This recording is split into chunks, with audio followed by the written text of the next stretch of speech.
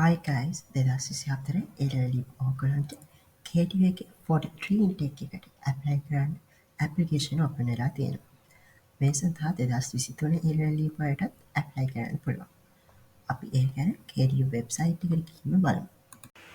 මේ තියෙන KDA website එකට ගියාම තියෙන interface එක ඕගලන්ට පේනවා දැනටත් pop-up එකේ තියෙනවා cadetship and day scholar registration open කරලා කියලා. මේ තියෙන KDA website එකට ගියාම එතනින් day scholar එක select කරාම මේ වගේ interface එකක් තියෙනවා. ඒකේ පහළට scroll කරාම day scholars ලා ගැන පොඩි විස්තරයක් තියෙනවා. ඊට පස්සේ තියෙනවා විශ්වවිද්‍යාලයේ ප්‍රවේශය සඳහා සුදුසුකම් ලැබූ ශිෂ්‍ය ශිෂ්‍යාවන්ට පමණ මේ සඳහා අයදුම් කළ හැකි බව.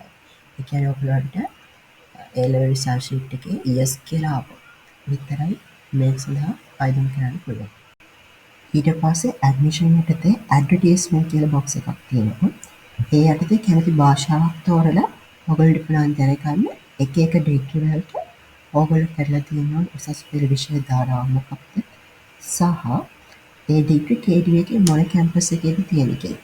ඒ කියන්නේ රත්නලානෙත් තියෙන්නේ නැත්නම් බේරහැරද නැත්නම් සුදුරියවැල නැත්නම් මෙට්‍රොපොලිටන් එකේ. ඊළඟට තියෙනවා degree detail sheet කියලා box එකක්. ඒකේදී ඔයගොල්ලන්ට දැනගන්න පුළුවන් ඔයගොල්ලෝ තෝරගන්න degree program එකට අවශ්‍ය A-level සහ O-level result මොනවද.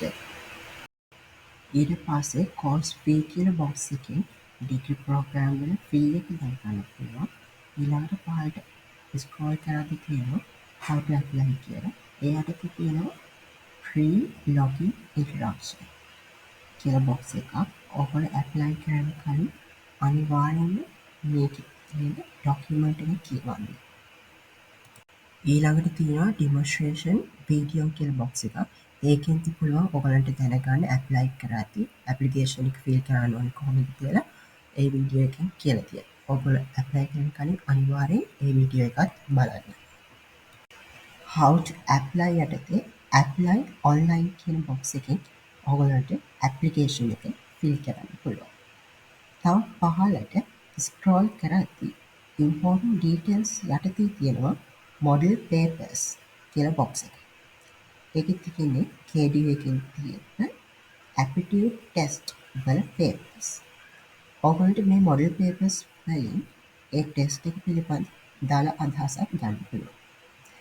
apply කරද්දී ඔයගොල්ලන්ට මොකක් හරි ප්‍රශ්නයක් ආවොත් contact details යටතේ තියෙන phone number එකට call කරලා ප්‍රශ්න විසඳගන්න පුළුවන්.